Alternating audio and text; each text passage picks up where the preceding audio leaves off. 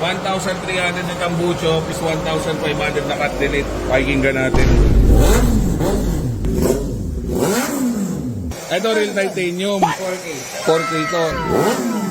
Boss, masyado ka na maraming pinapaano ha. Bingi ka na ko. Sanay na boss. Nabingi si kuya. Yung gawa ni Red Exhaust ganito. Na maghusga kung anong difference ng hinang. Boss, ano masabi mo? Ba't gano'n ang hinang nun? So, yun yung dating pwesto ni Red. Lumipat lang siya dito. Kunti kurong lang. Pero sobrang laki na dito. So, maluwag na at may bubong na. Dala natin tong Africa Twin. Papalagyan natin ng exhaust kasi sobrang tahimik na ito.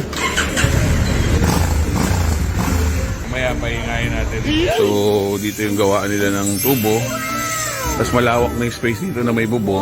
Tapos dito rin yung gawaan nila na iba. Maluwag na yung space nila dito ngayon. Dito yung stock room nila. Wow! Diyan yung mga stocks. Dito yung display nila. At syempre, may sopa na dito. Wow naman! Pwede tayong mag-antay dito habang nakikita natin yung mga bikes natin na ginagawa doon. No? So, di pa sobrang gawa. Nag-aayos pa sila, Boss Red. Pero halos gawang-gawa na rin. No? So, importante, malawak na dito. Ang dami pa rin stock pa rin sa kabila. O, tingin muna tayo dito nung exhaust na pipiliin natin. Pang-limang motor ko na pinakabitan dito may Red Exhaust. So far, okay naman. Ang ganda ng quality, ang ganda ng tunog. Kaya balikan ko rin dito. Tapos siyempre, yung mga mid-pipe nila sobrang mura lang. Cut delete dito, 1.5 lang. Tapos yung mid-pipe sobrang mura lang din. No? Tapos malapit sa atin to. Kaya nga, kahit nagsinelas ka lang pwede. Kasi napakalapit to sa akin. Siguro mga 2 kilometers lang. Ito yung kinabit ko sa CF Moto before. Ito yung parang Acra na carbon tip. Pero ngayon ang napupusuan ko, parang itong SC na mataba. Parang pang GS850, same na same to, no? So, pero parang itong gusto ko. Pinaka-best seller nila na pinakamura na. Ito mga SC na shorty, mga around 900 pesos to 1,500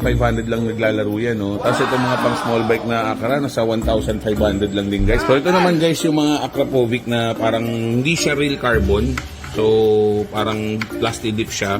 So, medyo mura lang to, guys. Pero kung yung sukat-sukat lang, halos pareho na rin. 2.5 lang to. Grabe sa mura, di ba? Pero kung maselan ka, gusto mo parang original, dito ko sa taas, guys. Ito, guys, hindi ako nagkakamali na sa 6,000 to 8,000 siguro naglalaro to. Pero ito, real carbon talaga. Same na same siya sa R1. Kung anong kinakabit sa R1, halos pareho siya. Meron din sila dito mga real titanium at meron din sila mga full headers dito. Ito mga ganito, around 6,500 lang to. Mga tropa natin na riders nandito, aga-aga. Wow, boss, taga-saan pa kayo? Cavite, boss. Cavite, saan sa Cavite? Imus Cavite. Imus Cavite, galing si boss. Ito, matindi. Galing Bataan.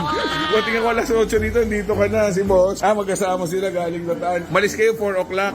Okay, si boss, malapit lang to. Taga Novaliches lang to. Sila dito mga headers, guys, no, na ready na pang mga small bike to. Kung marami sila dito, guys, pang ready na agad. Pang XSR 900, lalo na yung mga common na bikes, no. Ready na, tas titanium, meron din hindi titanium. So, pag full titanium dati, may nakita kami dito na SC na full titanium.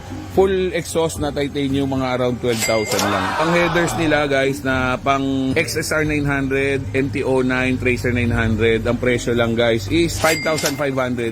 Full headers yun. Idadagdag mo na lang doon, siyempre, yung mga canister. 8:40 ng umaga, pero sobrang dami ng tao dito para maantay nila at makauwi sila. So, owner si Boss Red. Boss Red, congrats sa bagong pwesto, ha. Itong dalawa yung napupusuan natin kasi halos sinlaki ng stock, no? So, nakalihis lang muna to para marinig lang natin, tunog lang muna.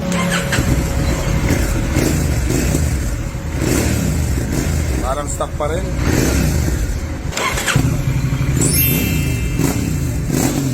So, ganyan magiging forma niyan. Ito, ganyan. Ganyan siya. So, ito, halos ganyan din. Iiksi lang, no?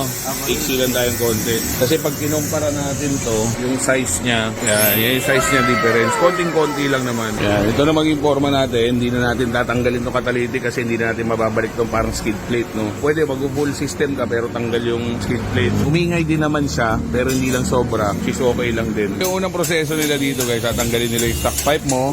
Tapos, pipili ka ng exhaust sa loob na susukatin nila para i-sound check. Tapos, pag may nakapili ka na, sa kanila i-mount yan dito. Tapos, hahanapan nila ng mid-pipe. Maaring dyan, maaring dito. So, dami nang gumagawa dito, guys.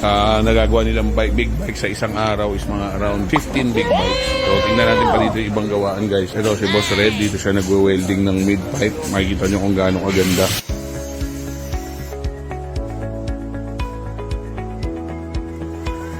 Pansin ko lang, no, lahat na nagpupunta dito, halos mga bago yung mga motor. Halos brand new. You know, may plastic pa yung salamin. Wow naman! Ito, may plastic pa rin yung gauge, so. Wow! Halos lahat brand new.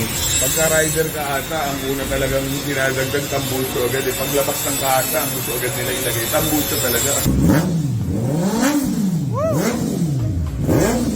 boss, pangalawa.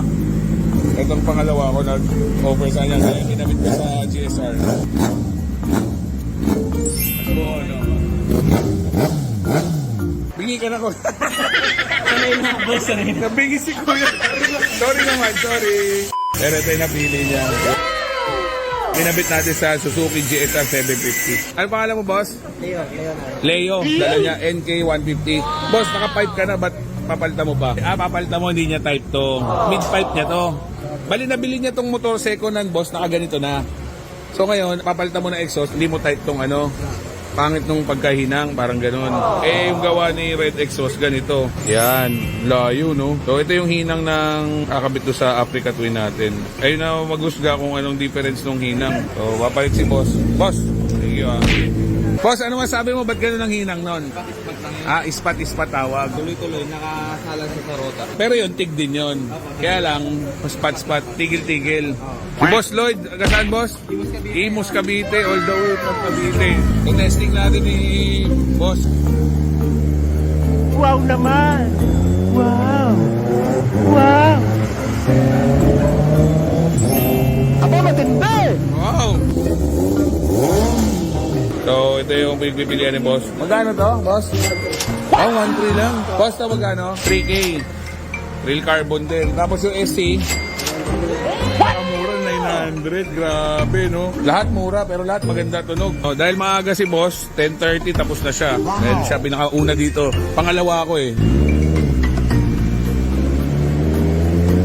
So yung napili ni Boss, sakto lang yung ingay, mabait yung tunog. Pagka hindi niya binomba, tahimik lang. Ano, bobombahin ba, Boss? Ito yung Austin Racing na shorty. Magkano to, Boss Red?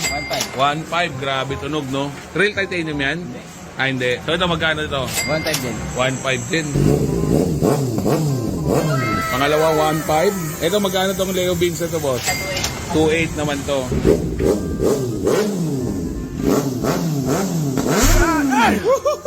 Nawaya mo, Boss Red, ba? 1.5 na tambucho. Pakinggan natin.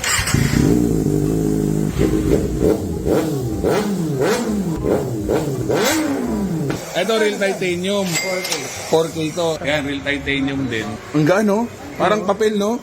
Ay, ito mas maganda. Oo, parang papel. Real titanium, pero 4,000 lang. So, magpwesto kasi, tiga-ano ko eh, tiga-rep.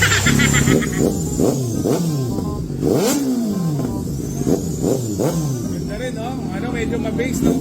Mas nagmamahal, mas kumaganda, boss, no? Ikaw, parang Sumasarap. mahirap eh.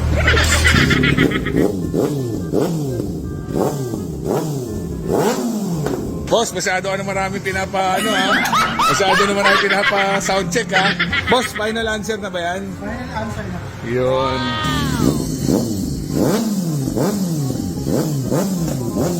$1,300 na tambucho plus 1,500 na cut delete. Pakinggan natin.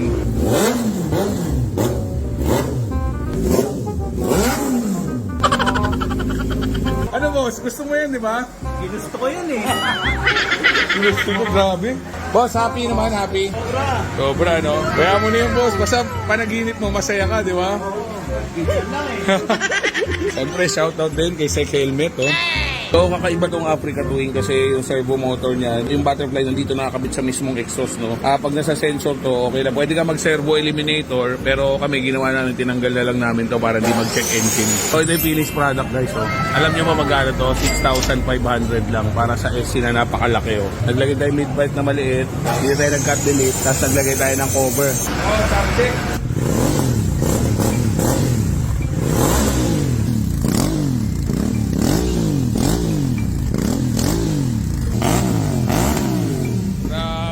Magkano to, boss?